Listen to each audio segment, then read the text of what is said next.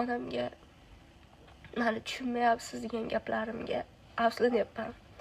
To'g'risi o'zim ona bo'ldim. Mana o'g'limning mazasi yo'q, bir haftadan beri, o'zim 2 kundan beri mazam yo'q. Iloji yo'q yerga tushmasdan, dadasiga, buvisiga bormasdan o'zim qarayapman-da. Holim yo'q bo'lsa ham, yiqilib ketadigan darajada bo'lsam ham o'g'lim uchun turibman. Ko'tarib, farzandingiz og'risa, yuragingiz og'rib ketadi-yu. Qo'pol qilib aytsa ham, hojatxonaga birga kirib, birga o'tiribman. Qo'ynimda o'tiribdi. Shunda uyaldimki, ayamga tushunmaysiz degan gaplarimga, "Ha, bolama, hali ona bo'lsang tushunasan", dedilar. Ona bolani gapirmagan paytdan tushunar ekanda.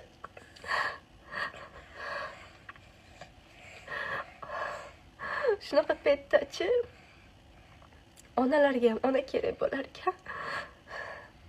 Endi bildim nimaga bolalar onaga yugurib borishini. Xuddi ona hech qaysi dorida yo'q davodek ona shunaqa tuyular ekan. Kelganimizga bir hafta bo'ldi, o'sha onamni qadrini bilyapti. Sog'inib ketdi.